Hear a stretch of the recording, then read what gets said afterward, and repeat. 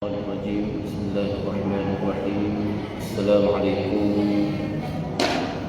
ورحمة الله تعالى وبركاته. بسم الله الرحمن الرحيم. InsyaAllah kita mulakan majlis kita pada pagi ini dengan hukuman kitab dengan pahala yang kita bacakan nanti, kita hadiahkan kepada Rasulullah sallallahu alaihi wasallam, ahli keluarganya, sahabat-sahabatnya, tabi'in, tabi'in, ulama-ulama mutaqaddimin ke akhirin ulama zaman, khususnya kepada Syekh Abdul Samad Al-Falbani yang telah mengarang kitab Bidayatus Salikin fi Suluki Maslakil Muttaqin. Tidak lupa kepada Syekh Ahmad Fahmi Zamzam, Abu Adi Al-Banjari dan Najib Al-Maliki yang telah mentafsir dan menta'liq semula kitab ini. Seterusnya kita hadiahkan kepada Fatihah kepada pejuang agama Allah Subhanahu wa taala, para syuhada, terutamanya sahabat-sahabat kita yang berada di Palestin, Mesir, di Syria, di Yaman, Selatan Taif, di Riyadh, di Marawi, di Malaysia. Seterusnya kepada kedua ibu bapa kita, guru-guru kita, kaum keluarga kita, kaum muslimin dan muslimat. Al-Fatihah. A'udzu billahi minasyaitonir rajim. Bismillahirrahmanirrahim. Alhamdulillahi rabbil alamin. Ar-Rahmanir Rahim. Maliki yaumiddin. Iyyaka na'budu wa iyyaka nasta'in. Ihdinas siratal mustaqim. صراط الذين أنعمت عليهم غير المغضوب عليهم ولا الضالين.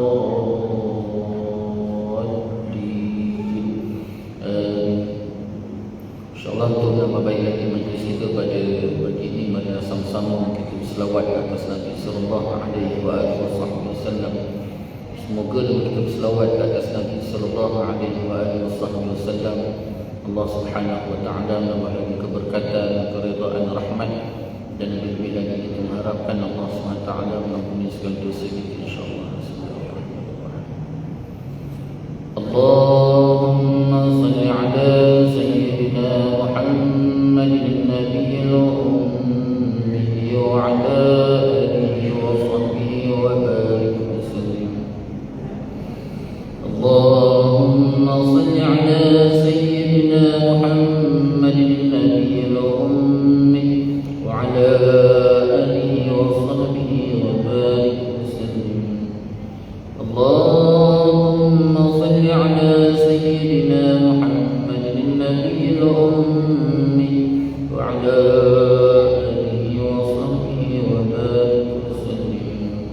اللهم صل على سيدنا محمد النبي الأمي وعلى آله وصحبه وبارك وسلم. اللهم صل على سيدنا محمد النبي الأمي وعلى آله وصحبه وبارك وسلم. اللهم صل على سيدنا محمد النبي الأمي وعلى وصحبه وبارك وسلم. اللهم صل على سيدنا محمد النبي الأمي وعلى آله وصحبه وبارك وسلم. اللهم صل على سيدنا محمد النبي الأمي وعلى آله وصحبه وبارك وسلم. اللهم صل على سيدنا محمد النبي الأمي وعلى آله وصحبه وبارك وسلم. اللهم صل على سيدنا محمد النبي الأمي وعلى آله وصحبه وبارك وسلم. بسم الله الرحمن الرحيم. الحمد لله رب العالمين. به نستعين على أمور الدنيا والدين، والصلاة والسلام على سيد المرسلين خاتم النبي محمد صلى الله عليه وآله وصحبه وسلم وعلى آله وأصحابه وتابع تابعا لهم بإحسان إلى يوم الدين. سبحانك لا علم لنا إلا ما علمتنا إنك أنت العليم الحكيم. رب اشرح لي صدري يسر لي أمري واحلل عقدة من لساني يفقهوا قولي. رب زدنا علما وارزقنا فهما. اللهم يسر ولا تعسر. رب تمم الخير يا فتاح يا عليم افتح لنا فتوح العارفين. ولا حول ولا قوة إلا بالله العلي العظيم. ولا حول ولا قوة إلا بالله العلي العظيم. ولا حول ولا قوة إلا بالله العلي العظيم.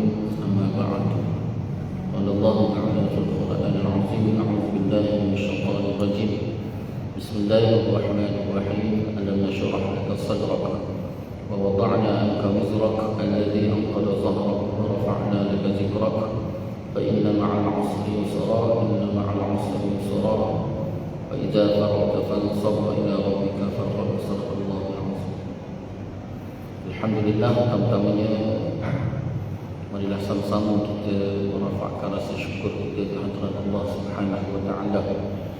Dengan keizinan Allah Subhanahu wa taala dapat sama-sama kita bertemu dan kita bersua lagi pada pagi ini. Dan sama-sama kita mengharapkan semoga pertemuan kita dan keberadaan kita dalam rumah Allah Subhanahu wa taala ini, Allah Subhanahu wa taala penuhkan kehidupan kita dengan keberkatan, keredaan, rahmat, dan lebih-lebih lagi Allah SWT mengampuni segala dosa kita. Allah ampunkan dosa kedua bapa kita, pasangan kita, anak keturunan kita.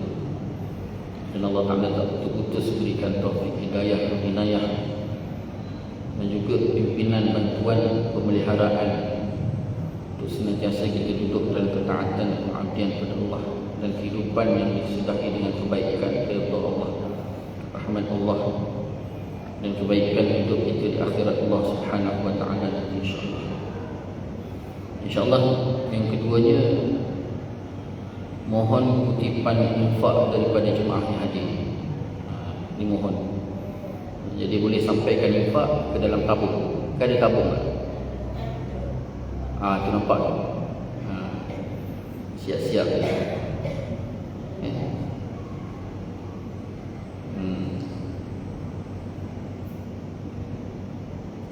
Satu ibadah yang sangat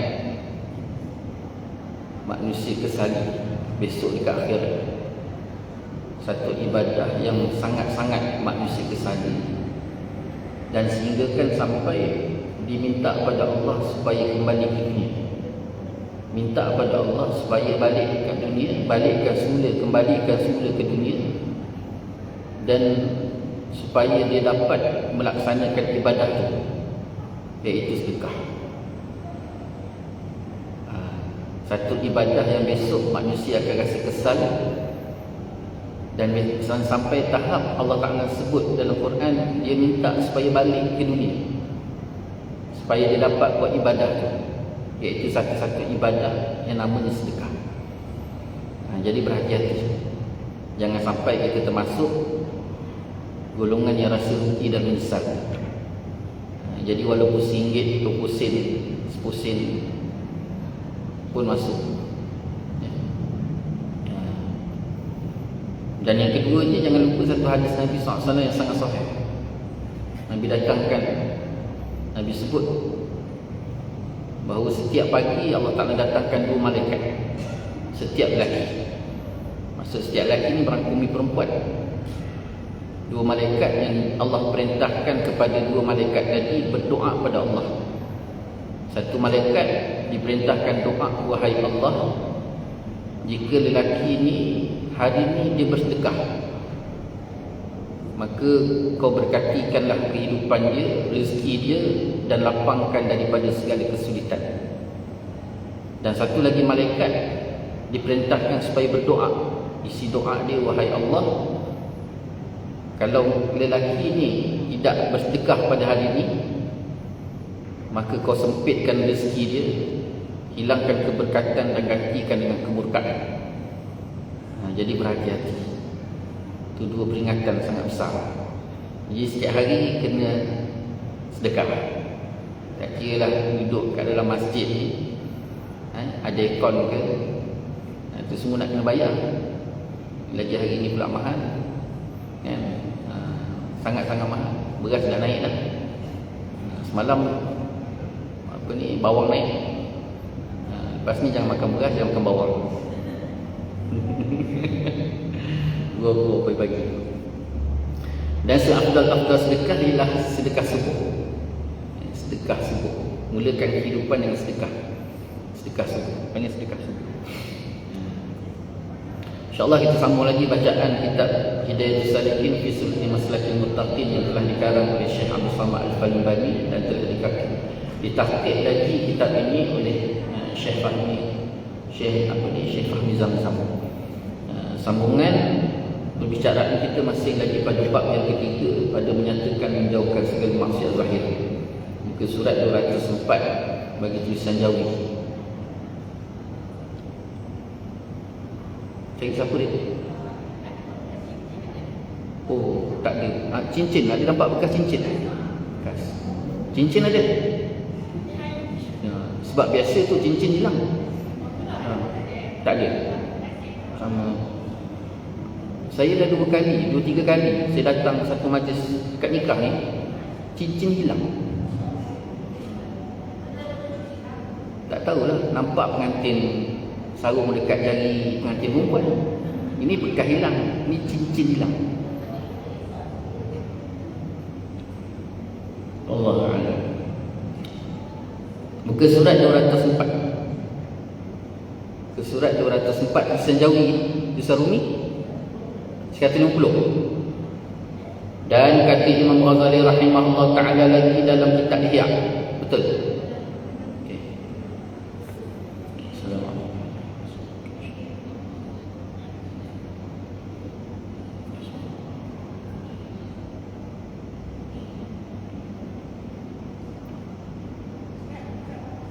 Assalamualaikum.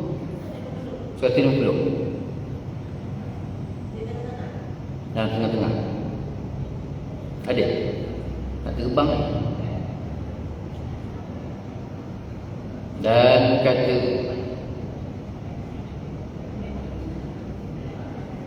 ada ya?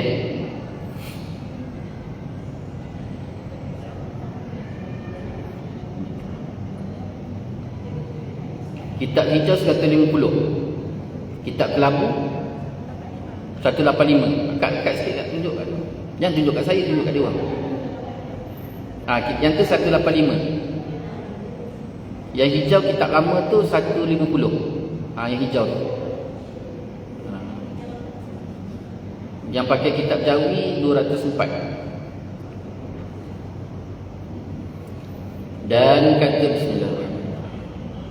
Dan kata Imam Ghazali rahimahullah ta'ala di dalam kitab Ihya,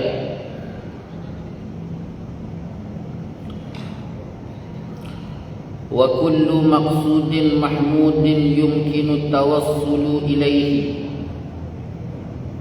bisidqi wal kadhibi jami'an fal kadhibu fihi haram wa in amkana tawassulu bil kadhibi duna sidqi fal kadhibu fihi mubahun in kana husulu dhalikal maqsudi mubahan wa wajibun in kana al maqsudu wajiban fama huma kana fi sidqi safku damin muslimin qad ikhtafa min zalim fal kadhibu fihi wajibun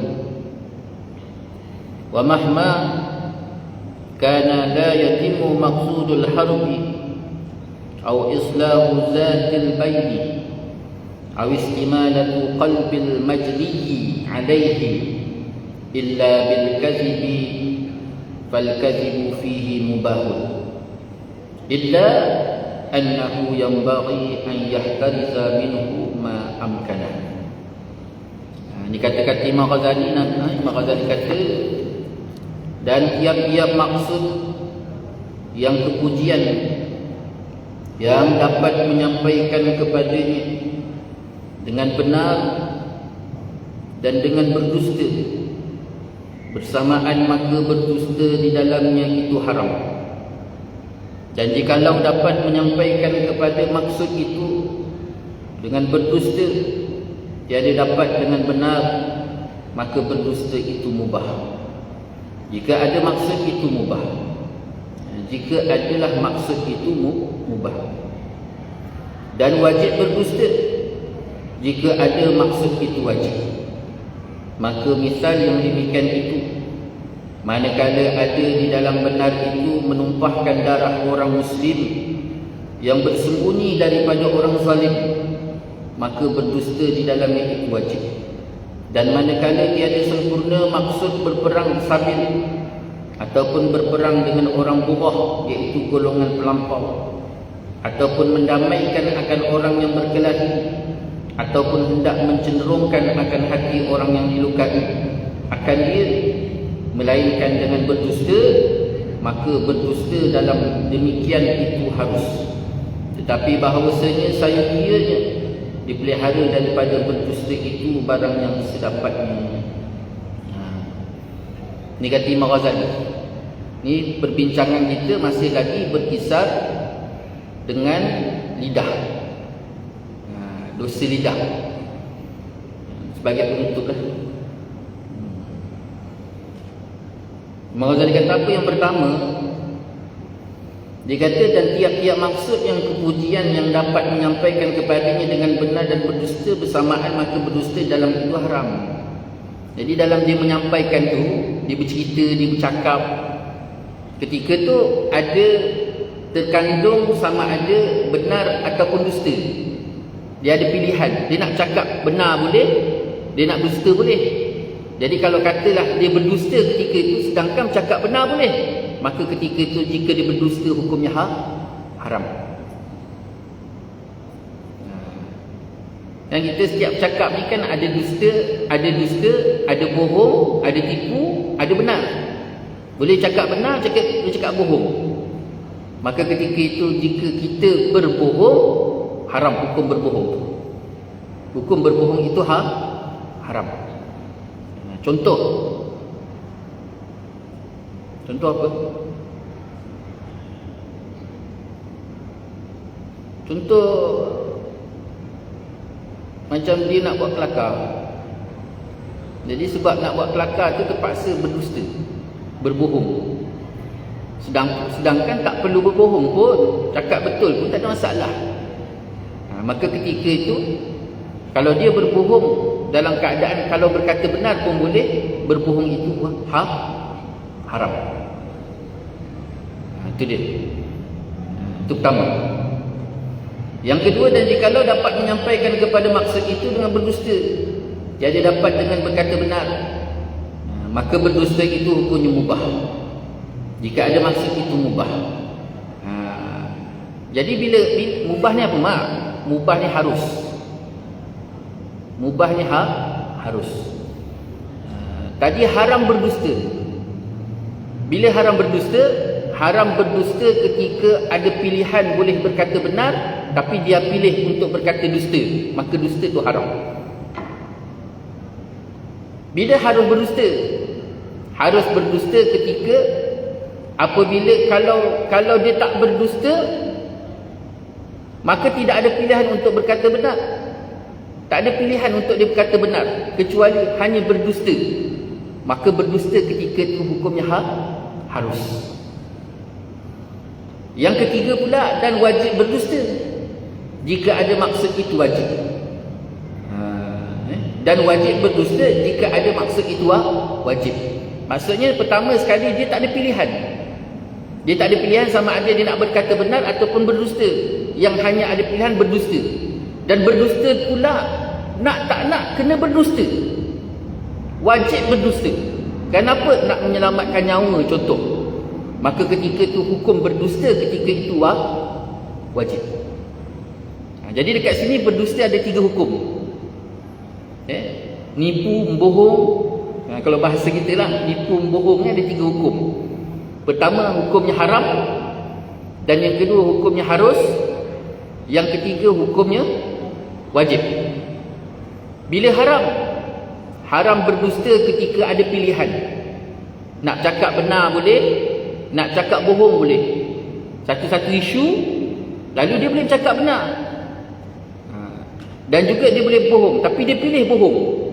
Maka ketika itu berbohong, ketika itu hukumnya haram. Kemudian hukumnya mubah, harus. Bila harus berdusta?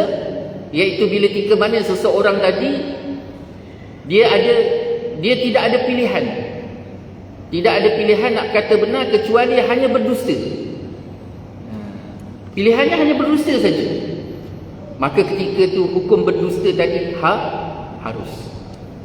Yang ketiga pula wajib. Bila wajib berdusta? Wajib berdusta bila ketika mana dia tak ada pilihan.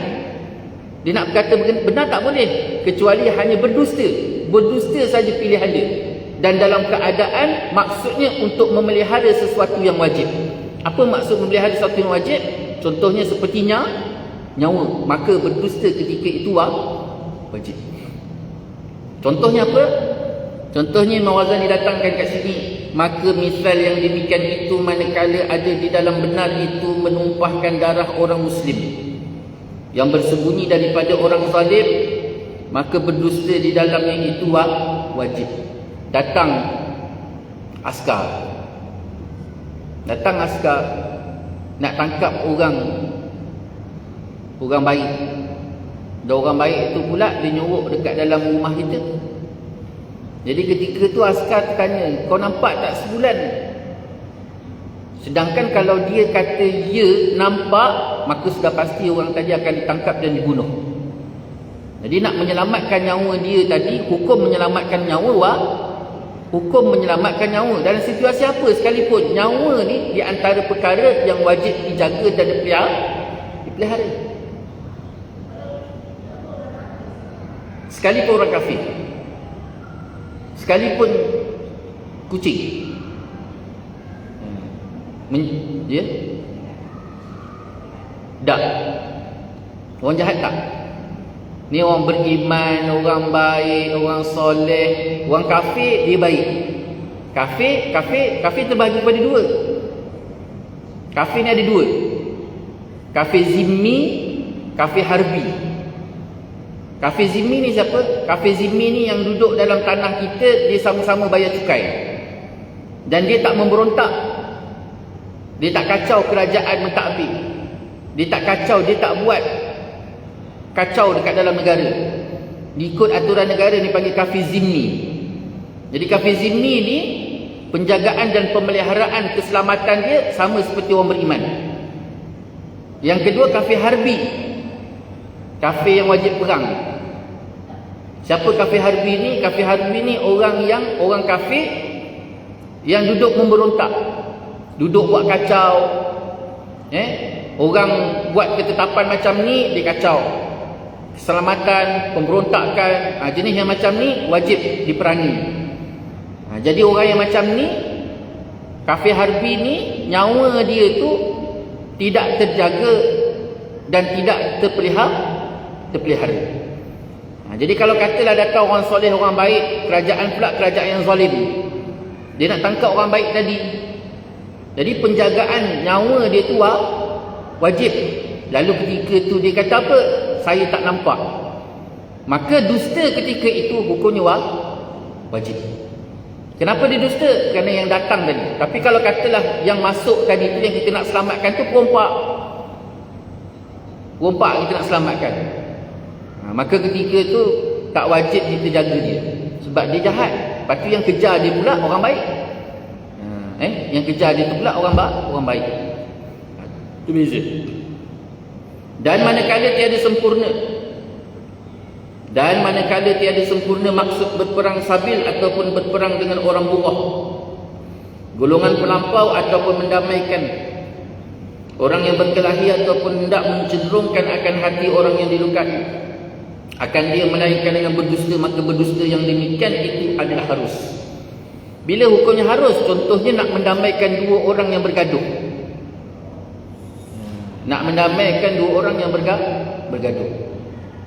Si A bergaduh dengan si B. Si suami dia nak mendamaikan si pertama dengan si kedua. Si pertama gaduh di situ. Jadi bila bergaduh tu, si suami tadi nak mendamaikan, dia pun nipu. Dia pergi balik rumah si pertama, dia kata si pertama tu marah-marah isi kedua. Jadi suami kata tak adalah, isi kedua tadi puji awak, cakap baik. Padahal isi kedua tu pun marah-marah. Dia balik pula isi kedua marah isi pertama. Lalu si suami pun cakap kepada isi kedua, tak adalah, isi pertama tu puji-puji awak, dia rindu kat awak dan sebagainya.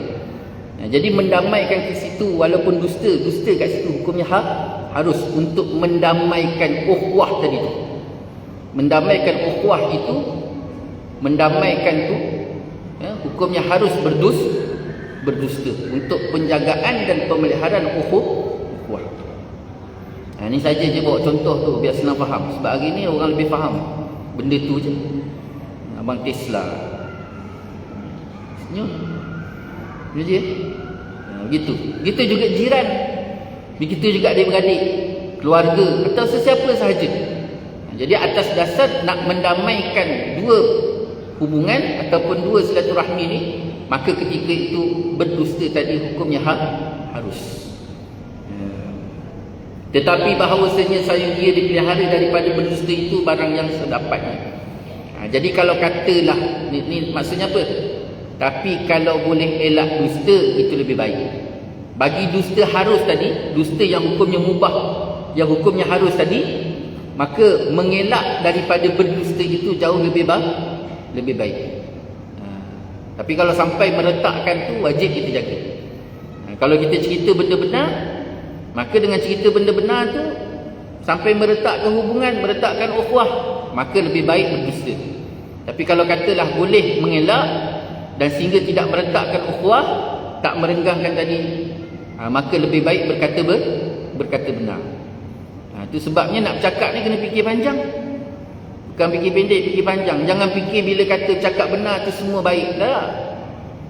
Ada ketika memang perlu berdusta. Sama lah macam isu baru-baru ni ada seorang sahabat dia datang. Dia mengadu. Dia kata apa? Macam mana nak buat, dia kata. Dia bangun tidur malam tadi, dia mimpi ada seorang perempuan datang jumpa dia, cakap-cakap, nyembang-nyembang dengan dia. Jadi besok hari siang tu, dia ceritalah dengan isteri dia waktu sarapan pagi, yang malam tadi abang mimpi ada seorang perempuan datang jumpa abang. Jadi isteri dia terus tak bercakap dengan dia, tegur dengan dia, merajuk, padahal mimpi je. Tu saya kata kenapa yang kita lurus sangat? Dah tahulah benda tu benda yang boleh mengundang kemudaratan yang kita sibuk cerita buat apa? Tak, kita niat kita nak ketelusan. Telus pun agak-agak. Itu sebabnya bab nak berkongsi ni kena fikir panjang. Kalau datang mudarat, maka lebih baik elak. Itu sebabnya dalam bab hubungan rumah tangga, bukan semua benda boleh dikongsi. Ada benda boleh dikongsi, ada perkara tidak boleh dikongsi dan perlu disimpan. Dan Nabi SAW sendiri ajar pada kita bagaimana sebuah kisah Israiliyat yang ceritakan seorang wali Allah yang Allah terima makbul segala doa dia. Allah Ta'ala terima doa dia. Sampaikan tahap setiap kali tentera-tentera Islam berperang dengan tentera kafir, maka tentera Islam pasti menang. Sehingga kan sampai satu tahap tentera kafir tadi mengkaji. Dia kaji kenapa tentera Islam ni boleh menang padahal tak hebat mana pun. Jadi rupa-rupanya bila dikaji, ditemui bahawa di sebalik daripada kejayaan tentera Islam tadi ada seorang wali Allah yang duduk berdoa pada Allah. Dan doa dia mustajab. Jadi akhirnya mereka pun datang menemui wali tadi, beri hadiah. Diberi hadiah supaya jangan sampai wali itu doa lagi untuk tentera Islam. Kemenangan bagi tentera Islam, doa tadi jangan lagi. Jadi wali tadi tolak. Dia tolak. Akhirnya hadiah tadi guna plan B, jumpa isteri. Bila jumpa isteri, isteri tadi pun tengok benda tu sepakul emas, sekotak emas. Panggil apa? Apa tu? Sekotak. Kotak emas. Pening tak mata? Pening kan? Apa panggil? Sebut apa tu? Atau apa tu? Seperti emas. Lepas tu mata dia, tu nak panggil apa tu? Nampak? Tak nak sebut apa tu? Mamai. Mata dia tengok benda tu. Jadi akhirnya dia pujuk. Pujuk, dia tengok emas tadi satu peti, akhirnya makan pujuk, dia terima peti tadi tu, peti emas tadi tu. Bila dia terima, dia pujuk suami dia. Pujuk, akhirnya tak makan pujuk, suami dia ditangkap. Bila suami dia ditangkap, maka ketika bila sebab apa? Dipujuk, makan pujuk. Bila makan pujuk tadi, suami dia ketika tu doa, sampailah masa nak berperang lagi, suami dia doa. Waktu suami dia nak berdoa pada Allah supaya tentera Islam tadi kalah, Allah perintahkan kepada Jibril supaya rentap lidah dia sampai belit badan dia, sehingga akhirnya wali tadi mati. Itu bahaya. Pujukkan seorang isteri tadi tu, berhati-hati. Sebabnya ada benda yang kita boleh kongsi, ada benda yang tak boleh kongsi. Berhati-hati. Ni dia bab lidah. Itu sebabnya dalam bab berkata-kata dan berdusta, asal hukum dusta adalah haram. Tapi Imam Ghazali sebut kat sini ada 3 hukum. Ada ketika hukumnya haram, ada ketika hukumnya harus, dan ada ketika hukumnya wajib, melihat pada situasi dan keadaan. Habis kalau bergurau, berdusta atas gurauan hukumnya haram. Kenapa? Ada benda benar lagi yang boleh kita berkatakan. Kedua, yang pertama,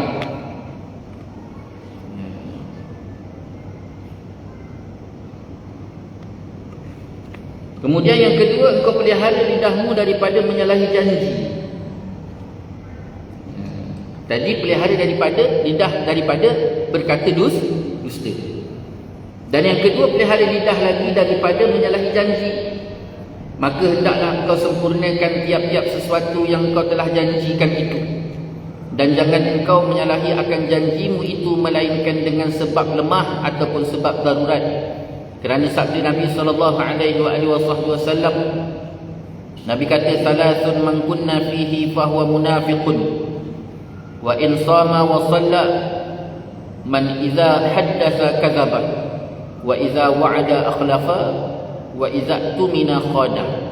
Artinya 3 perkara, barang siapa adalah salah satu yang demikian itu di dalamnya, maka iaitu munafik dia. Dan jika ia berpuasa dan sembahyang sekalipun. Yang pertama, seorang apabila berkata-kata maka ia berdusta. Yang kedua, seorang yang apabila berjanji ia maka menyalahi ia akan janjinya. Yang ketiga, seorang yang apabila dipercayai oleh orang maka khianat ia akan dia. Jadi ada 3 benda tu. Perkara yang kedua, perkara yang kedua Syekh Abdul Samad kata, dalam penjagaan dan pemeliharaan lidah tadi, iaitu jangan kita menyalahi janji.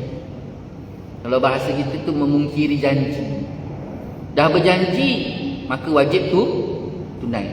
Kecuali jika dia tak mampu, ada benda yang menghalang daripada dia melaksanakan janji tadi. Lemah dekat situ dengan makna tak mampu. Ataupun mudarat. Maksud mudarat tu sama ada mudarat daripada orang yang berjanji, ataupun mudarat yang datang daripada orang yang dijanji, ataupun mudarat dalam keadaan sekeliling. Itu maksud mudarat kat situ. Contohnya apa? Contohnya si suami berjanji. Suami berjanji yang nanti tengah hari nanti kita pergi coket.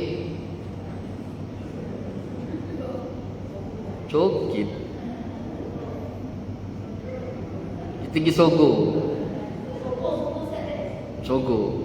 Banyak duit. Sekati je orang perempuan ni. Yelah, ajak lagi belikan lah ni. Kita pergi coket beli buah. Jadi habis kelas habis kelas nanti kita pergi coket, kita pergi beli buah. Jadi habis je kelas, tiba-tiba hujan. Tiba-tiba hujan. Sehingga sampaikan tak boleh nak keluar daripada masjid, terlalu lebatnya hujan tadi.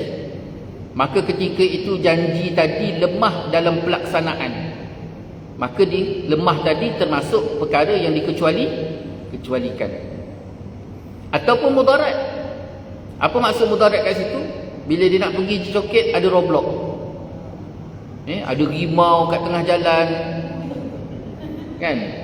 Dapat berita, viral bagi tahu dekat jalan di antara si Wangsa nak ke coket tadi tu, dekat tengah-tengah ada satu lori terbalik, lori bawa rimau. Jadi kalau pergi juga kena ngap dengan rimau. Maka tu dikatakan mudarat. Jadi menyalahi janji atas lemah ataupun mudarat dibolehkan. Tetapi kalau menyalahi atas tidak ada satu alasan yang bersandarkan kepada lemah dan mudarat tadi, maka menyalahi itu satu kesalahan. Sehingga kan Nabi SAW sebut, orang yang berjanji kemudian dia tak tepati janji ataupun memungkiri janji, Nabi kata termasuk golongan munafik. Nabi kata apa? Salasun man kunna fihi fa huwa munafiq wa in samma wa salla man idza haddatsa kadzaba wa idza wa'ada akhlafa wa idza tumina khana. Ini Nabi bagi tahu 3 perkara, barang siapa adalah salah satu yang demikian itu di dalamnya, maka iaitu dia munafik. Salah satu daripada 3 sifat tadi. Kalau ada salah satu daripada 3 sifat tadi, termasuk golongan munafik. Wa in salla wa sama, sekalipun dia bersembahyang walaupun dia puasa. Sekalipun dia sembahyang, sekalipun dia puasa, tapi kalau ada 3 perkara tadi, salah satu daripada 3 perkara, 3 sifat tadi, maka dia termasuk golongan munafik. Apa yang pertama? Nabi kata yang pertama iaitu seorang apabila berkata-kata maka berdusta. Itu yang kita bincang semalam, yang kita bincang awal-awal tadi tu. Bila cakap je menipu, cakap je menipu, buka je mulut bohong, maka munafik. Bila buka je mulut bohong, menipu. Yang kedua, Nabi kata seorang yang apabila berjanji maka menyalahi ia akan janji. Bila dia janji dia mungkir. Janji mungkir. Yang ketiga, seorang yang apabila dipercayai oleh orang maka khianat. Maksud percaya kat sini, percaya oleh orang iaitu amanah yang diberikan. Amanah yang diberikan. Bila diberikan amanah, maka dia khianat amanah tadi. Baik sama ada amanah tersebut amanah jawatan, kedudukan ataupun harta.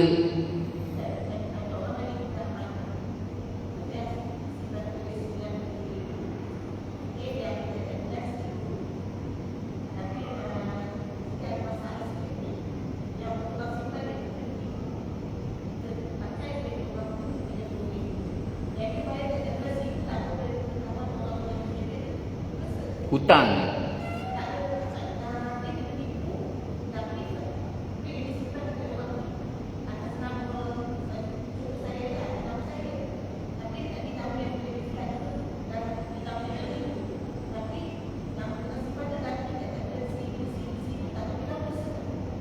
Dah diganti tak ada masalah.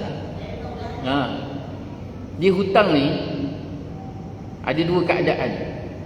Sama ada kita bayar dengan kita bagi tahu, ataupun kita bayar dalam keadaan kita tak bagi tahu. Boleh. Contohnya apa? Saya berhutang dengan Kak RM100. Contoh Jadi tengah hari ni Kak, lepas kelas nanti kita pergi makan Kakak pun seronok makan free. Pergi makan, saya betul-betul Kak order punya serodok makan free tengah hari ni. Dia pun order. Akhirnya sampailah 100 lebih. Sampai makan akak tu saja 100 lebih. Jadi waktu saya bayar tu dengan niat saya bayar hutang tanpa pengetahuan akak. Boleh tak? Boleh. Jadi bila sampai masa akak minta hutang dengan saya kata saya dah bayar dah masa akak punya makanan itu. Ya ke? Boleh tak? Boleh. Membayar hutang tanpa pengetahuan boleh. Tapi sebaiknya untuk penjagaan dan pemeliharaan ialah dengan ada ijab qabul. Itu lebih baik.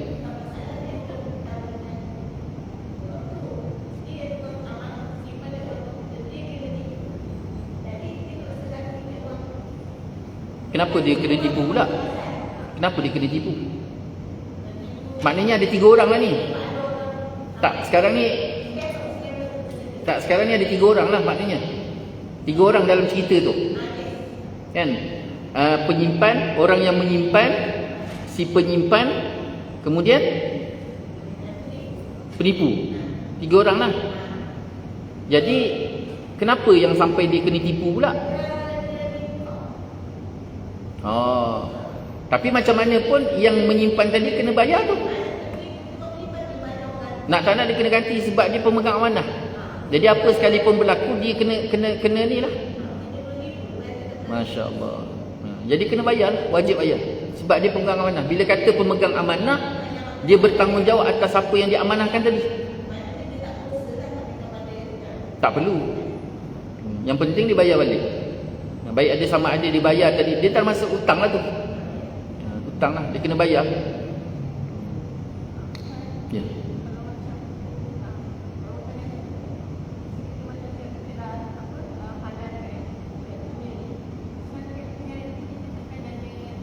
Dah tak ada apa-apa lah. Tak ada. Dah tak ada apa-apa. Bab hutang ni bila kata dia isu dia begini, bukan hutang saja, segala perkara yang bersangkut paut dengan manusia. Bila segala perkara yang bersangkut dengan manusia kita halalkan dan kita redha, maka kita tu perkara tadi dah tak berbangkit lagi di akhirat. Kira apa panggil untuk dibangkitkan, dipersoalkan tu tidak ada. Macam contoh hutang ataupun satu-satu benda kezaliman. Kita yang kena ni pula kita kata halal, dah lah halal lah apa yang sudah. Ataupun orang yang menzalimi ambil harta kita pun kata tak nak lah. Jadi besok kat akhirat dah tak ada masalah apa-apa. Isu dia sekarang ni isu golongan yang kata tak redha. Ni baik-baik ni. Kita dah lah kena curi, kena scammer. Kan? Berapa? 4.3 juta. Kan? Kena scammer 4.3 juta. Yang terbaru semalam 4.3 juta. Kena scammer 4.3 juta. Jadi dia pun angin satu badan. Dia kata saya tak redha. Apa pun yang berlaku besok saya akan tuntut ke akhirat. Orang yang macam ni dah jatuh ditimpa tangga. Lepas tu terpalit pula tai ayam. Mana tak dekat dunia je duit dia dah hilang dah. Lepas tu besok ke akhirat dia terpaksa pula tunggu orang tu kerana nak selesaikan kes orang tu. Padahal dia dah boleh masuk syurga dah. Ni isu menunggu ke akhirat ni. Dia nak masuk syurga macam mana dia terpaksa tunggu kes orang tu. Dia macam mana pun dia tak boleh masuk. Syurga ni kita masuk kita tak boleh keluar. Dia bukan boleh masuk, boleh keluar, boleh masuk. Oh hari ni saya terpaksa pergi mahkamah. Ada kes. Tak ada. Kat akhirat dia tak ada istilah 23 hari bulan ni saya ada kes. Orang skema 4.3 juta duit saya kat dunia dulu. Jadi saya pergi mahkamah 23 terpaksa hadir. Tak ada. Dia istilah dia dah masuk syurga, tak ada keluar-keluar. Ya Allah Ta'ala sebut jazaohum 'inda rabbihim jannatu 'adnin tajri min tahtiha al-anhar khalidina fiha abada. Radhiyallahu anhum wa radu an dzalika liman khasyiya rabbah. Allah Ta'ala sebut khalidina fiha abada. Sifat syurga ni bila masuk tak keluar dah. Dia tak macam neraka. Allah Ta'ala tak sebut neraka tu khalidina fiha abada tu abada kekal selama-lama tu tak ada. Kecuali kepada golongan yang munafik, kafir, musyrikin Allah. Ni saja. Selain daripada itu orang beriman dia duduk dekat dalam neraka selagi mana ada sebesar zarah iman dalam diri seorang, Allah akan selesaikan azab ke atasnya mengikut dosa dan maksiat dia. Selesai, balik masuk syurga. Dia akan balik-balik semula masuk ke dalam syurga.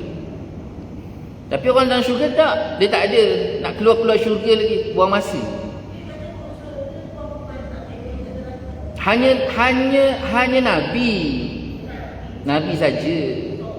Tak ada. Dah tak ada dah. Mungkin kalau ada pun orang-orang soleh yang dibenarkan oleh Allah SWT atas dasar nak menyelamatkan ahli keluarga.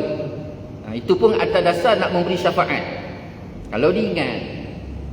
Kalau dia ingat. Kalau tak ingat, nasib lah. Jadi skema tadi, dia dah skema 4.3 juta. Nak tunggu tu yang dikatakan dah jatuh ditimpa tangga kat dunia dulu, dah kena skema. Jadi kat akhirat pula besok, kalau dia tak reda benda tu di dunia, maka esok terpaksa tunggulah. Sedangkan sepatut kalau dia reda tu, dengan reda dia tu, mesti Allah Ta'ala sebut apa? فَمَنْ يَعْمَلْ مِثْقَالَ ذَرَّةٍ خَيْرًا يَرَهُ وَمَنْ يَعْمَلْ مِثْقَالَ ذَرَّةٍ شَرًّا يَرَهُ. Sebesar zarah pun kebaikan yang kita lakukan, Allah akan perlihatkan dan Allah Ta'ala akan ganti. وَمَنْ يَعْمَلْ مِثْقَالَ ذَرَّةٍ شَرًّا يَرَهُ. Sebesar zarah kejahatan yang kita buat, Allah akan perlihatkan dan Allah Ta'ala akan ganti. Jadi kalau dia reda 4.3 tu, mungkin masalah pertama, katalah contoh, mungkin Allah Ta'ala dia tak akan buat sesuatu benda, dia tak akan tetapkan sesuatu benda kecuali bersebab. Yang hilang sampai 4.3 juta tu masih bersebab. Tentang dia tak bayar zakat, ataupun ada hak orang lain dalam duit tu. Jadi dengan kasih sayang Allah ke atas dia, hilangkan duit tu. Sama macam kita ni mak, kakak yang dikasih Allah SWT, duit kita ni macam mana pun setiap hari dia akan keluar. Allah Ta'ala dah tetapkan dah, duit kau hari ni banyaknya akan keluar. Hari ni RM100 akan keluar. Dan macam mana pun RM100 dia akan keluar. Ulama sebut sama ada dia keluar dengan cara baik ataupun dengan cara tak baik, macam mana pun jumlah tu tetap akan keluar. Contoh, cara baik macam mana? Cara baik macam tadi itulah, tabung tu keluar. Jadi Allah Ta'ala bagi jalan untuk bersedekah, kita pun sedekah. Tapi kalau dengan cara tak baik pula macam mana? Cara tak baik pula, konon-konon dia tahan-tahan duit tadi.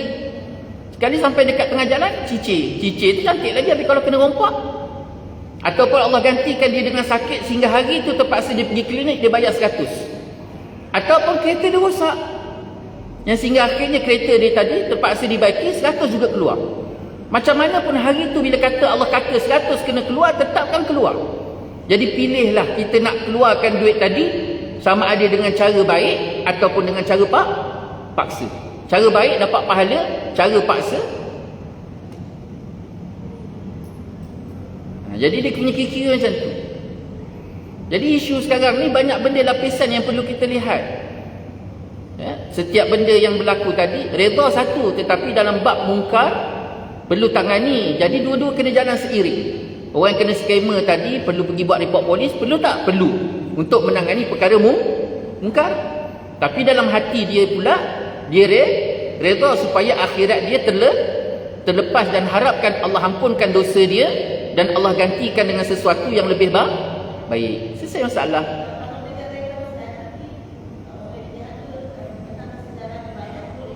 Tak ada masalah. Cuma kita niat yang penting akhirat esok jangan ada hubungan apa-apa lagi. Tak berbangkit. Ya dia?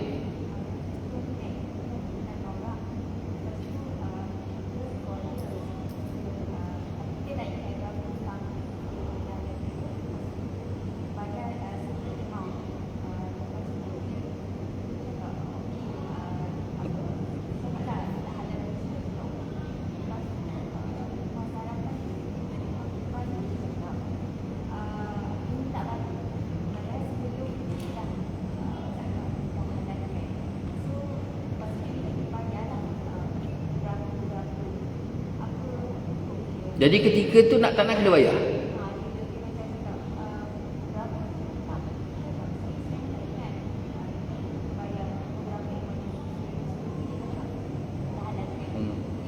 Jadi bila dia minta, kita kena bayar.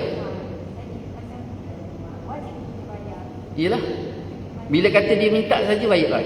Walaupun pada awalnya dia dah halal dah. Si A dengan si B. Si B berhutang dengan si A. Lepas tu satu hari, bila dia ni cerita macam ni lah. Bila dia nak bayar, si A kata apa? Si A kata halal. Kita bayar, lepas tu dia kata tak apalah, lebih kurang halal. Kan? Sekali tiba-tiba sampai satu hari si A datang jumpa si B lagi, dia kata dia minta lagi hutang. Dalam keadaan yang kedua, yang pertama dia bayar tadi, dia sendiri pun tak tahu jumlah, si A pun kata lebih kurang halal. Tiba-tiba satu hari dia minta lagi. Dia kata tak cukup. Nak bayar tak? Wajib bayar. Macam mana pun kena bayar. Itu sebabnya dalam Islam, mengajar kita apa sekalipun yang kita buat mesti ada ijab, ada qabul. Ada ijab, ada qabul. Maksud ijab qabul ni pertama ada serah, ada terima, dan yang kedua pula mesti ada surat. Bila kata berhutang saja hutang ke apa sekalipun, bukan ijab qabul ni nikah tadi saja.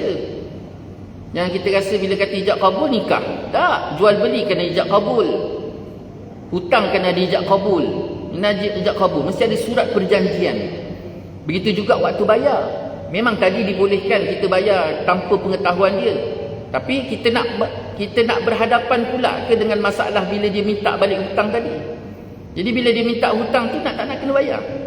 Mesti bayar. Itu sebabnya bayar hutang kena ada ijab qabul, kena ada surat hitam putih.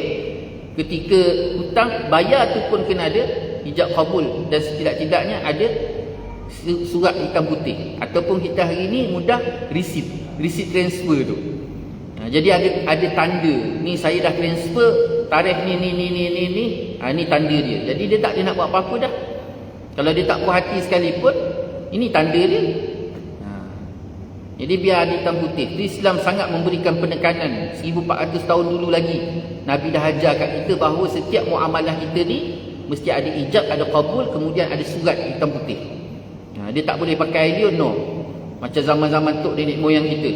Datang anak pertama, mak bagi tanah kat engkau daripada batang pokok kelapa ni sampai batang pokok kelapa ni. Tu. Datang anak kedua, daripada batang pokok kelapa sana sampai batang pokok kelapa yang hujung tu. Datang anak tiga. Then bila mak meninggal aja, kalut lah. Mak cakap dengan aku, tanah ni aku punya. Datang anak kedua, tak, mak cakap dengan aku tanah ni. Jadi semua benda tu. Begitu juga tentang masalah wakaf. Wakaf macam tu. Berapa banyak masalah dekat Malaysia ni, harta wakaf sampai ke anak dijual. Betul ya? Pergi Jabatan Agama, sembang dengan Jabatan Agama. Wilayah saya tak pastilah. Tapi belah-belah kampung, Perak, apa semua sekali tu, terlalu banyak isu masalah wakaf. Bapak wakaf tanah. Jadi bila bapak wakaf tanah pakai IDO, orang kampung buat masjid. Buat masjid. Jadi bila buat masjid tadi dah selesai, bapak mati. Bila bapak mati sampai ke anak, dia tengok itu punya tanah boleh buat duit. Lalu akhirnya dia pun jual tanah tadi. Ni berlaku ni berlaku. Sampai ke anak, dia ambil geran tanah tadi, dia cagar ke bank. Jadi bila dia cagar ke bank, sampai masa bayar dia tak bayar. Jadi bank nak ambil tanah. Sedangkan tanah tadi pertamanya bapak dah wakaf, tapi wakaf ILO. Maksud wakaf ILO ni wakaf tak ada apa-apa, tak ada hitam putih. Lepas tu orang kampung dah bina masjid pula tersegar mindah. Jadi akhirnya terpaksalah Jabatan Agama campur tangan, iaitu pertamanya Jabatan Agama tebus balik cagar tadi dan kemudian bayar semua hutang tadi tu. Kemudian barulah yang kedua sesi, iaitu menjadikan tanah tadi digazetkan sebagai tanah wakaf yang rasmi. Nampak? Terpaksa Jabatan Agama buat sampai macam tu. Tu berlaku. Ni real. Cerita yang real. SW 18. Itu sebabnya apa sekalipun yang kita buat kena ada hitam putih. Tak kira apa sekalipun. Bila kata saja penyerahan, penerimaan, mesti ada ijab, ada qabul, ada hitam putih. Itu dia. Jadi tiga benda tadi, Nabi kata salah satu daripadanya kalau ada, maka orang tu golongan sifat munafik ada dalam diri dia. Yang pertama, iaitu bila dia berkata dia berdusta. Cakapnya bohong. Kemudian yang kedua, bila dia berjanji dia mungkir. Dan yang ketiga, Nabi kata bila diberikan amanah dia khianat. Yang ketiga pula dalam penjagaan lidah lagi, iaitu engkau pelihara lidahmu daripada mengumpat akan orang.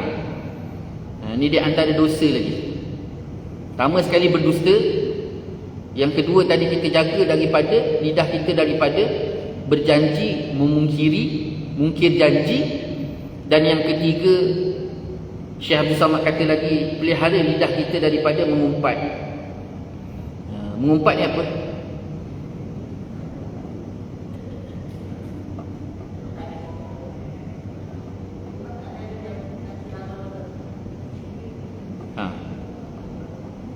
Kita Kita tanya orang perempuan. Orang perempuan tahu kot. Tak, saya tak kata orang perempuan mengumpat. Saya kata orang perempuan mungkin tahu. Dia terasa pula. Saya tak kata orang perempuan mengumpat. Saya kata mungkin orang perempuan lagi tahu kot makna mengumpat. Dia tak boleh terima je. Di hari ni dah ada orang lelaki ni, tu yang saya berani sikit. Masa kelas kat dalam dulu perempuan semua tu, saya tak berani nak buat lawak macam ni. Saya takut tak lepas keluar pintu. Ni ada haji 2-3 orang teman saya ni, beranilah sikit nak buat tanya-tanya panas. Jadi apa yang dikatakan mengumpat? Mengumpat ini menceritakan tentang perihal seseorang yang perihal tersebut tidak disukai oleh orang tersebut. Dan perihal itu betul.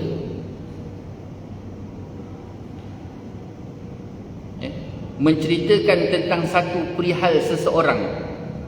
Menceritakan si A menceritakan tentang perihal si C pada si B dalam keadaan perihal itu benar, maka itu dikata dan perihal itu tidak disukai oleh empunya perihal tadi.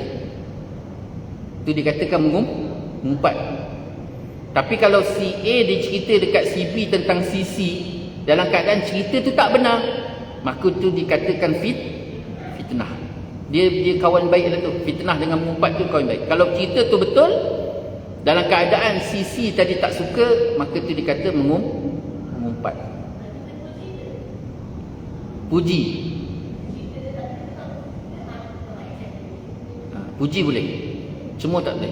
Dia benda yang suka. Syarat dia mesti benda yang tak disukai. Contoh kata apa? Contoh ni gini lah. Ustaz dah tu bila dia botak,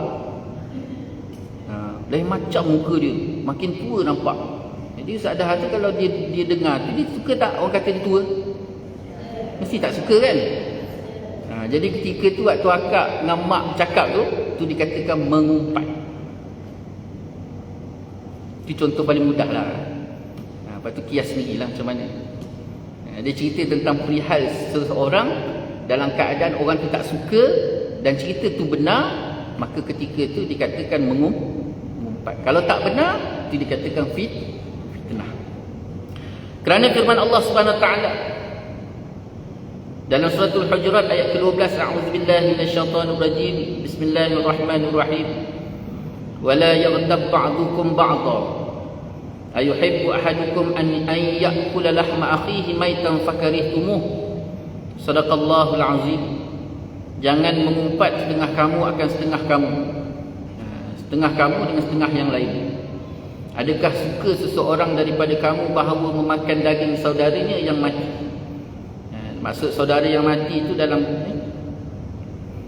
maksud daging kat situ, daging saudara itu bangkai tadi. Maka benci kamu akan dia. Maka bencilah kamu akan dia. Fakarih tumuh tu, maka benci itu maksud benci Allah Ta'ala perintah kepada kita supaya benci perbuatan tadi tu, perbuatan mengumpat. Allah perintah kepada kita supaya benci perbuatan mengumpat tadi. Apa maksud mengumpat? Menceritakan tentang perihal seseorang dan perihal tu benar, orang tu pula tak suka. Itu dia kata mengumpat tadi. Ini ayat jelas Allah Ta'ala sendiri melarang. Dan mengumpat ni salah satu daripada dosa besar. Sangat-sangat dilarang. Dan hasil daripada makna ayat ini bahawa Allah SWT menyerupakan akan mengumpat itu seperti memakan bangkai pada pihak haramnya dan kecilnya. Perumpamaan diberi seperti orang yang memakan bangkai. Maksud makan bangkai ni ialah pada pihak haram dan kejinya bangkai tadi. Sampai tahap macam tu Allah berikan penyamaan. Orang yang mengumpat ni sama seperti orang yang memakan bangkai. Sangat-sangat dilarang. Dan sabda Nabi sallallahu alaihi wasallam, iyyaka wal ghibata fa innaha ashaddu minaz zina. Fa inna rajula qad yazni wa yatubu fa yatubu Allahu alaihi. Wa in sahibal ghibah la yughfaru lahu hatta yaghfira lahu sahibuha. Rawahu Ibnu Abi Dunya dhaif. Faidul Qadir babul Hamzah. Nabi kata, takutlah kamu, takuti olehmu akan mengumpat, maka bahawasanya mengumpat itu terlebih sangat jahat daripada berzina. Maka kerana bahawasanya seorang lelaki terkadang berbuat zina, maka taubat dia, maka diampuni oleh Allah Subhanahu Taala ke atas dia. Dan orang yang mengumpat pula tiada mengampuni oleh Allah baginya, melainkan mengampuni baginya oleh orang yang kena umpat tadi. Nak tak nak kena minta ampun dekat orang yang diumpat tadi. Itu Nabi kata, takut mengumpat ni, takutlah kamu terhadap perbuatan mengumpat, kerana mengumpat itu jauh lebih besar, jauh lebih besar kejahatannya dibandingkan zina. Orang berzina ni di antara dia dengan Allah. Orang berzina ni di antara dia dengan Allah. Lalu bila dia bertaubat, Allah ampunkan dosa dia, tak ada masalah. Tapi orang mengumpat ni di antara dia dengan manusia, orang yang diumpat tadi. Kalau katalah orang mengumpat, orang yang diumpat tadi tu tak ampunkan dosa dia, maka ketika tu terus dosanya tadi berjalan dan digendung sampai esok akhirat. Timbang. Itu sebab berhati-hati kalau nak mengumpat. Sebab kita bersalah dengan Allah ni mudah. Taubat, siap, selesai. Kerana Allah Ta'ala itu Maha Pengampun. Tapi bila dosa dengan manusia ni, penat kita. Itu sebabnya 4 mazhab, Imam Hanafi, Imam Syafi'i, mazhab Imam Syafi'i, mazhab Imam Maliki, Imam Ahmad bin Hanbal, mereka menetapkan bahawa bila kita ada dosa dengan manusia ni, perlu ke tidak kita bagi tahu dosa kita tadi, kesalahan kita. Mengikut mazhab Imam Malik, Imam Hanafi, Imam Syafi'i, Imam Ahmad, di antara 4 mazhab tadi, 3 mazhab, iaitu Imam Hanafi, Imam Syafi'i dan Imam Ahmad bin Hanbal, bila kita minta maaf dengan orang tu, wajib kita cerita apa salah kita. Wajib.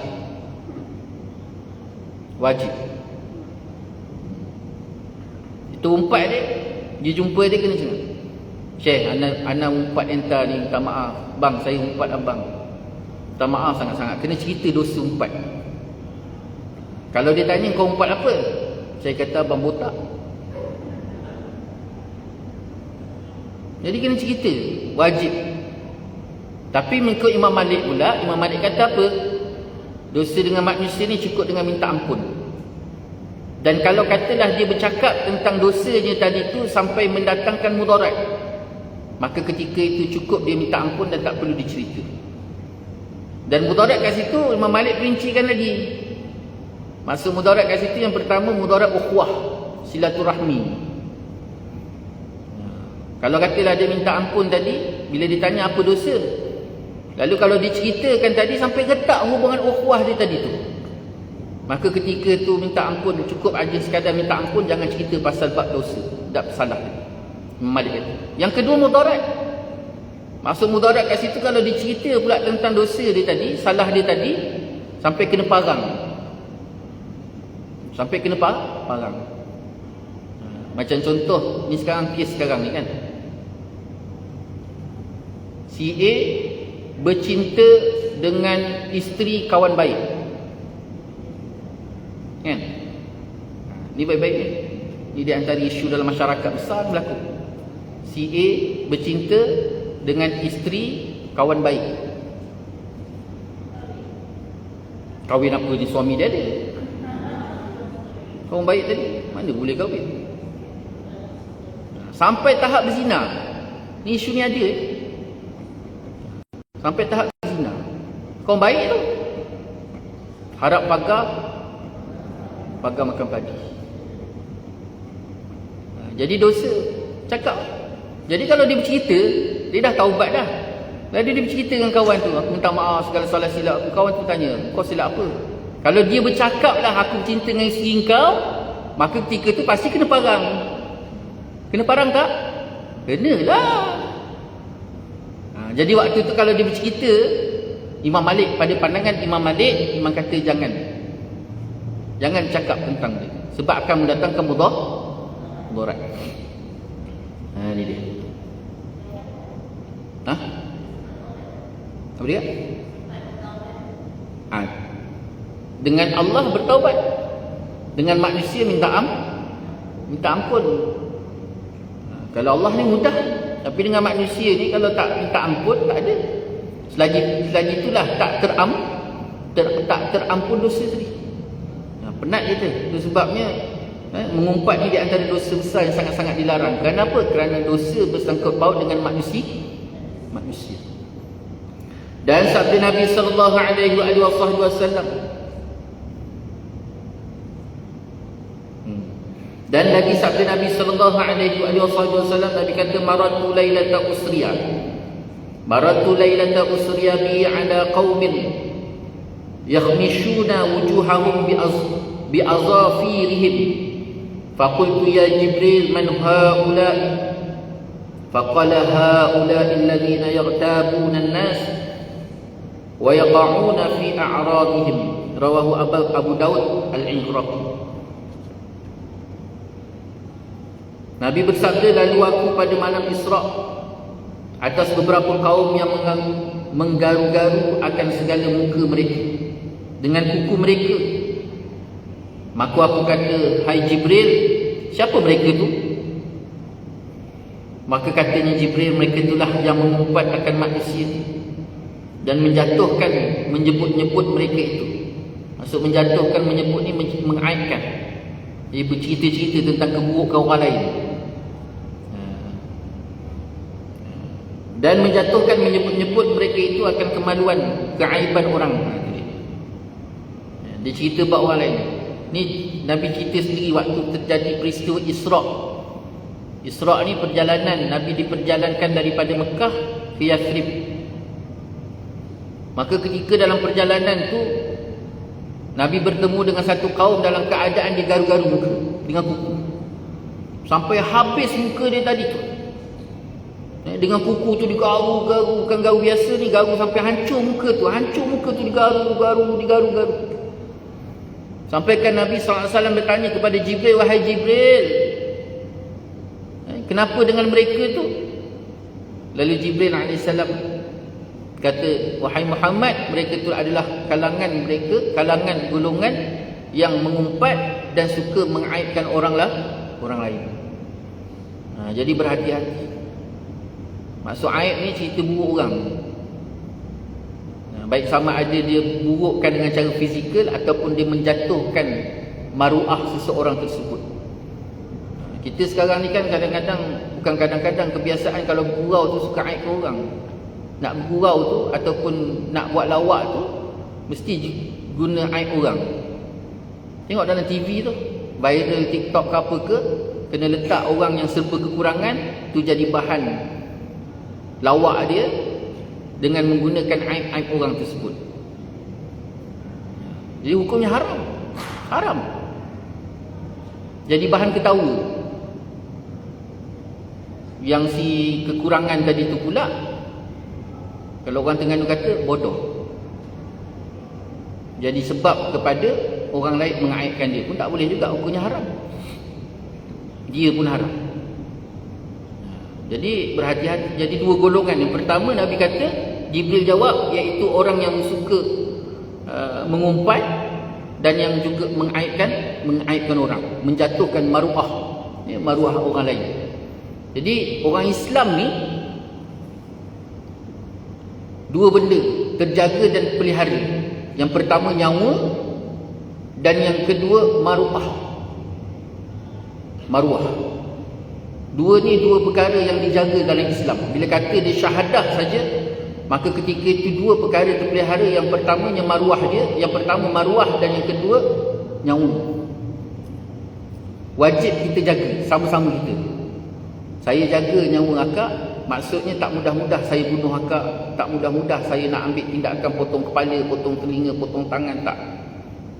Itu yang ada hukum qisas. Dan yang keduanya maruah, mengaibkan orang lain, hukumnya dosa besar, tak boleh. Dan boleh buat sampai ke tahap dia pergi jumpa kepada hakim, hakim boleh ambil tindakan bayar diat atas sebab menjatuhkan maruah. Itu ada dalam Islam. Itu sebabnya penting pelaksanaan hukum Islam tu dilaksanakan. Kenapa? Kerana sampai sekecil-kecil perkara. Sekecil-kecil perkara maruah tu pun dijaga dan dipelihara. Kita hari ni dah habis. Semua tergadai. Yang menggadai tu dah tentu dah dia yang gadai maruah dia. Pun tak boleh. Apatah lagi orang lain yang menggadai maruah orang lain. Sampailah termasuk sampai perincian tu, iaitu sampai tahap gambar telanjang yang menjadi model kepada satu-satu benda, itu pun hukumnya haram. Maknanya si penerbit gambar tadi tu dia boleh dikenakan denda ataupun tindakan kerana menjadikan perempuan tadi telanjang, tergadai maruah disebabkan sesuatu benda yang nak dijual. Sampai tahap macam tu. Bukan mudah-mudah. Jadi hakim kalau laksana hukum Islam betul, maka hakim boleh ambil tindakan. Kenapa engkau jadikan dia model sehingga kau mengeluarkan ataupun menjatuhkan maruah dia telanjang di tempat hairat ramai dan sebagainya. Itu boleh dia ambil tindakan. Sampai tahap macam tu Islam jaga. Tak nak ke gitu? Sayang ke? Itu sebabnya hari ni jangan kata maruah, jati diri, apa semua habis tergadai dengan iman-iman. Nabi SAW sebut akhir zaman besok, pagi di Islam, petang di kafir. Petang di Islam, pagi di kafir. Ini berlaku hari ni. Berlaku sangat-sangat. Kita dah tak ada maruah, jati diri, harga diri tu dah tak ada dah. Kerana berapa sen TikTok tu sanggup macam-macam kita buat sehingga kan tidak ada maruah. Dan maruah tu juga adalah gambar kepada iman. Dan disitulah secara tak langsung menggambarkan keadaan kita hari ini terlalu tipisnya iman. Sebagaimana Nabi SAW sebut 1400 tahun dulu, bahawa akhir zaman nanti iman tadi tak lebih hanya seperti kulit bawang, tipis kulit bawang, boleh dijual beli terlampau mudah. Kerana di antara maruah dan juga iman, dua benda yang tak boleh dipisahkan. Hebatnya maruah seorang tu kembali kepada iman. Hebat baiknya iman, maka baik maruah. Baiknya tak baiknya iman, maka tak baik maruah. Dan maruah tadi tu pula dalam kategori juga masuk istilah malu. Panggil malu, sifat malu. Hari ni orang malu tak? Dah tak ada dah. Nakkan aiskrim kena joget. Betul tak? Kan? Aiskrim free, syaratnya joget. Datanglah nenek pula tu, bukan budak, nenek datang nakkan aiskrim tadi, nenek pun joget dekat depan tu kan. Allah. Ini bukan rekaan ini benar. Nenek tu joget SX18. Allahu Akbar, sedihnya masyarakat. Dan kata Imam Ghazali rahimahullahu ta'ala, fal ghibata ashaddu min 30 zinatan. Fal ghibata ashaddu min 30 zaniyatan fil Islam. Kadzalika warada al-khabar. Artinya maka mengumpat itu terlebih sangat jahat daripada 30 zina di dalam Islam. Demikianlah sudah warid datang dalam hadis Nabi sallallahu alaihi wasallam. Imam Ghazali dia gambarkan ribah ni, mengumpat ni jauh lebih jahat. Jahat dia tu jauh lebih jahat daripada 30 kali zina. 30 kali zina. Zina tu jahat tak? Zina tu jahat. Zina tu je dah tak baik dah. Zina tu tak baik. Tapi tak baik zina, mengumpat itu jauh sampai lebih daripada 30 kali berzina. Jauh lebih besar mengumpat. Sampai tahap macam tu Imam Ghazali gambarkan.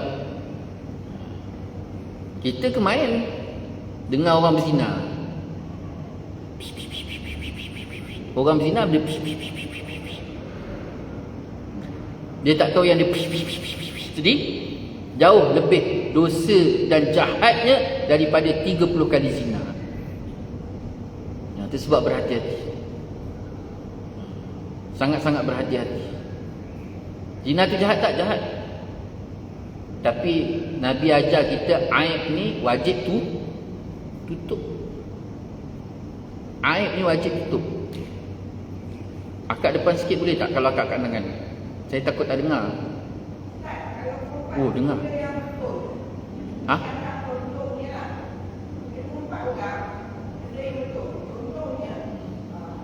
Ni kata naik bas tengah jalan ni.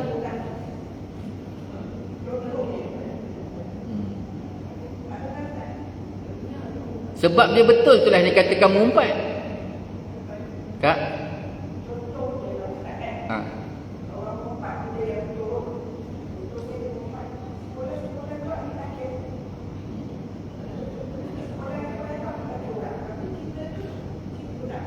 Sebab benar itulah mengumpat.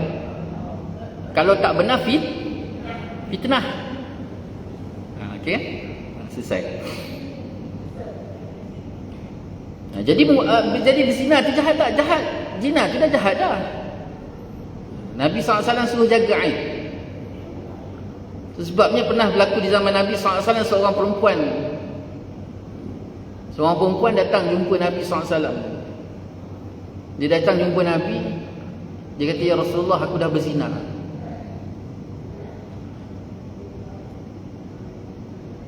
Dia kata, ya Rasulullah, aku dah berzina. Lalu Nabi suruh dia balik. Rasulullah suruh dia balik. 3 hari lepas tu dia datang lagi, ya Rasulullah, aku dah berzina. Rasulullah suruh balik lagi. Bila balik tadi, tak lama tu datang lagi. Dia datang lagi, dia kata, ya Rasulullah, tolonglah ambil tindakan atasku, ya Rasulullah, tolong dah. Lalu Rasulullah tanya, kau mengandung, kau hamil? Ya, aku hamil. Rasulullah suruh panggil wali dia, panggil waris. Jadi dia balik, perempuan tadi balik, panggil waris, datang jumpa Rasulullah. Bila datang waris, Rasulullah perintah kepada wali dia, waris dia tadi tu, supaya jaga wanita ini sebagaimana kau menjaga wanita-wanita hamil yang lain. Apa maksud dia? Jaga elok-elok, bagi minum susu, bagi makan ubat, bawa pergi klinik, jaga elok. Kalau kita orang Melayu gitu buat apa? Tak sepak terajang halau rumah. Sepak terajang halau rumah. Betul kan? Ni orang Melayu. Tak, Nabi ajar jangan. Panggil waris, jaga elok-elok. Sebagaimana kau jaga wanita-wanita hamil yang lain, kau jaga dia macam tu. Nampak Nabi? Nabi ajar dah. Kita konon-konon aib. Aib tak? Memang aib. Tapi bukan macam tu kita tangani. Sepak terajang halau. Nabi ajar. 9 bulan lepas dia bersalin perempuan tadi datang lagi. Ya Rasulullah, ambil tindakan atasku, ya Rasulullah. Lalu Rasulullah SAW tanya, bayi kau minum susu tak? Ya, minum susu. Susukan dia sehingga putus susu. Maknanya berapa umur? 2 tahun. Jadi balik susu sampai 2 tahun selepas. Berapa lama tu? 9 bulan. Kemudian campur pula 2 tahun. Hampir 3 tahun. Barulah wanita tadi datang balik. Datang balik cakap, Rasulullah, anak yang aku susukan tu dah putus. Maknanya dah berhenti susu. Baru Rasulullah ambil tindakan atas dia, disebabkan dia tu ada sifat berkahwin. Lalu dia berzina. Maka ketika tu dikenakan rejam sampai mati. Jadi dikenakan rejam sampai mati. Jadi waktu tengah menguruskan jenazah tadi, para sahabat tu Rasulullah nampak mereka seperti mencebik kerana wanita-wanita berzina. Cebik. Waktu tengah urus jenazah tu, Rasulullah terus sangkal. Rasulullah kata, sesungguhnya taubat wanita ini jauh lebih baik daripada 70 orang ahli Madinah bertaubat dengan Allah. Taubat wanita ini jauh lebih baik daripada 70 orang ahli Madinah bertaubat pada Allah. Sampai sahabat terkedu dengan Rasulullah cakap macam tu. Akhirnya dia tanya. Sahabat pun terus, ketika tu rasa bersalah. Ulama sebut daripada kisah tu, Rasulullah sampai kesudah Rasulullah tak tanya siapa lelaki yang berzina dengan dia tadi. Rasulullah tak tanya. Tu apa? Kita dah, lelaki mana? Suami mana? Terajang semua. Tutup. Ditutup. Itu sebab kisah tu mengajar macam mana kita depani situasi tadi. Padahal kalau nak kira, Rasulullah tu kan hakim. Nak buat keputusan atas perempuan tadi untuk ambil tindakan atas dia. Jadi patutnya kalau fikirlah logik akal kita hari ni yang berlaku, maka kita akan tanya laki mana? Rasulullah tak tanya. Sebab yang buat apa panggil apa? Perempuan tu sendiri yang buat pengakuan. Jadi tak boleh nak dikaitkan lelaki sebab lelaki itu tak datang buat pengakuan. Dalam Islam bila buat pengakuan, maka automatik kes tu hanya terus ke atas dia. Jadi kalau perempuan tu kata aku berzina dengan lelaki ni pula, maka ketika tu perlukan saksi. Sebab dia buat pula atas tuduhan atas lelaki tadi. Jadi kes tu makin panjang. Kalau lelaki tu pula tak mengaku, jadi dah kena pula macam-macam lagi. Dan Rasulullah sendiri bukannya tak nak ambil, tapi memang itulah adabnya. Bila kata pertamanya tuduhan tak berlaku, tidak ada tuduhan dan tidak ada pengakuan bagi pihak lelaki, maka tak perlu dikorek. Itu dia ajar. Kita hari ni tak, lelaki mana, jantan mana. Dah lah dia tanya jantan mana, ditarik jantan tadi pula, pergi ke rumah juru nikah, nikah malam tu. Nikah pula dalam keadaan baby dah ada dalam perut. Nak jadi cerita nikah tadi sah ke tak sah? Satu, nikah tu sah tak sah dalam keadaan rahim ada baby. Satu. Yang kedua pula, anak tadi bila lahir. Bila anak tadi lahir nak jadi cerita pula, anak tu anak perempuan. Lepas tu surat apa dipanggil surat apa tu? Surat apa ni, sijil kan apa? Sijil beranak. Surat beranak. Surat beranak tu pula diben pula kepada bapak tadi. Padahal bukan bapak dia. Nikah pula berbenkan ayah dia. Ayah dia pula konon-konon ayah tu, yang konon-konon ayah tadi tu pula wali. Sah tak nikah tu? Hanya punca sikit aja. Konon-konon nak tutup madu. Itu sebab berhati-hati. Rasulullah ajar. Dia berzina tu satu part. Dia nak kahwin balik dengan lelaki tadi, lelaki tu nak bersama dengan dia tu satu part yang lain. Tu dua masalah yang berbeza. Tak mestinya orang berzina dengan lelaki tu ataupun lelaki berzina perempuan tu mesti wajib kahwin. Tak ada. Tak ada. Bila sampai tahap dia nak berkahwin, memang lelaki tu nak kahwin perempuan, dia nak bertanggungjawab, itu satu part lain. Tapi kalau dia tak nak bertanggungjawab dan perempuan tu tak nak terima dia sebagai suami dia, itu satu part dah lain, tak boleh. Ini sekarang ni dia mengandung cerita situ habis kat situ.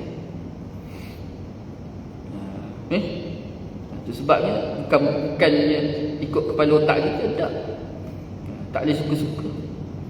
Dan makna mengumpat itu bahawa engkau sebut akan manusia dengan barang yang dibencinya akan dia jika didengarnya. Apa yang dikatakan mengumpat? Apa yang dikatakan mengumpat? Mengumpat itu bahawa engkau sebut akan manusia dengan barang yang dibencinya akan dia jika didengarnya, sama ada engkau sebut akan sifat kekurangannya pada badannya ataupun perkataannya ataupun perbuatannya ataupun agamanya ataupun dunianya ataupun kainnya ataupun rumahnya ataupun binatangnya ataupun bangsanya ataupun barang sebagainya, semua sekali. Kepala dibotak, telinga dicapang, hidung dipesek. Tu kalau anggota. Tengok baju tu je. Minggu lepas datang baju tu, minggu ni datang baju tu. Boleh tak? Tak boleh. Keluarga dia, bangsa dia, semua. Agamanya. Peliklah tengok orang sekarang ni semua pakai tutup kepala, dia tak tutup. Tu agama dia. Tu baik-baik. Jangan mudah-mudahan cakap. Takut jadi mengumpat. Ini digambarkan bagaimana takrifan mengumpat. Maka sekalian yang demikian itu dinamakan mengumpat lagi zalim. Dan jika engkau sebut itu benar sekalipun, benar, ya kan? Disebabkan benar itulah yang dikatakan mengumpat. Kalau tak benar dipanggil fitnah. Wallahu ta'ala alam. Kita benci kat situ.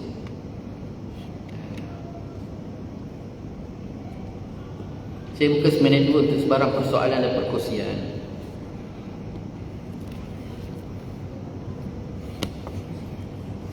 Ya.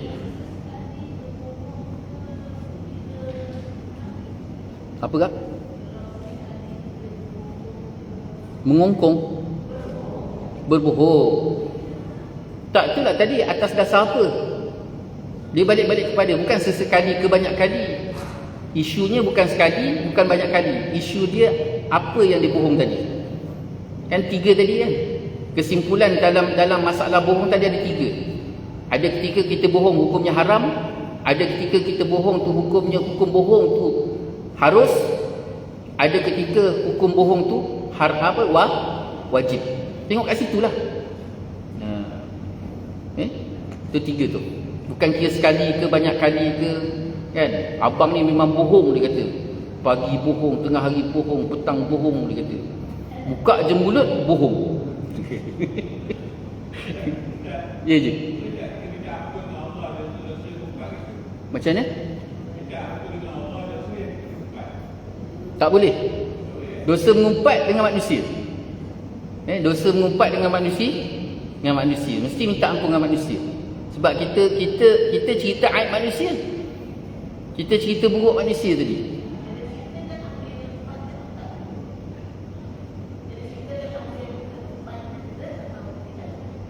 Tak faham tak?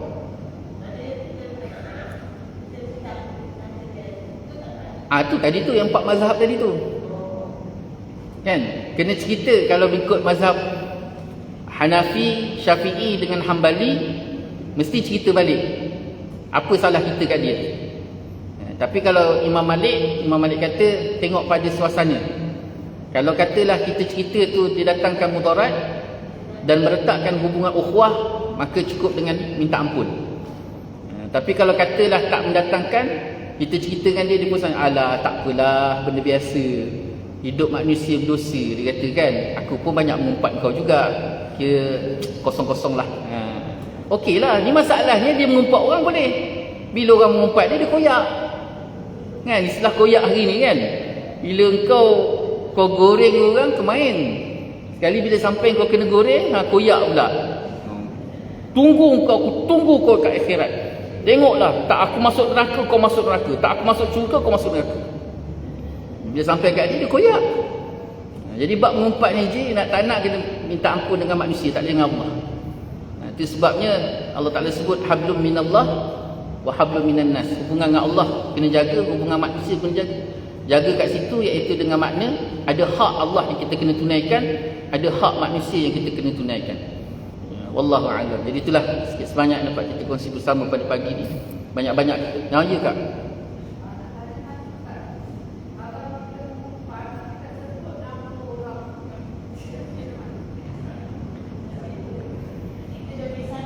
Imam Nawawi rahimahullah ta'ala ada menyebut, nanti dekat depan dia akan cerita insya-Allah. InsyaAllah dia akan cerita. Ada tempat-tempat yang boleh mengumpat. Tempat-tempat yang diharuskan mengumpat. Tengok, baru senyum. Tadi ketat je muka. Tak, nanti duduk saya tak habis lagi. Ada tempat-tempat yang dibolehkan mengumpat. Contohnya, mengumpat tapi tidak menyebut nama. Jadi orang yang didengar tu pun dia tak tahu siapa. Macam saya selalu bercerita contoh dalam kelas. Saya tak sebut nama siapa. Saya tak highlightkan apa. Jadi orang pun tak tahu. Dan tujuannya ibrah, pengajaran. Boleh tak? Boleh, tak ada masalah. Itu dibolehkan. Mencerita keburukan orang lain, tidak sebut nama dan mengaitkan individu tu, dan hanya sekadar dijadikan, dan tujuannya untuk jadikan pengajaran. Itu hukumnya boleh. Jika satu lagi.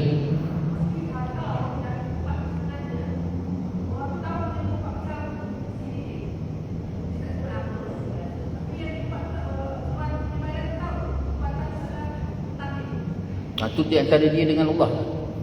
Bukan kita nak burukkan dia.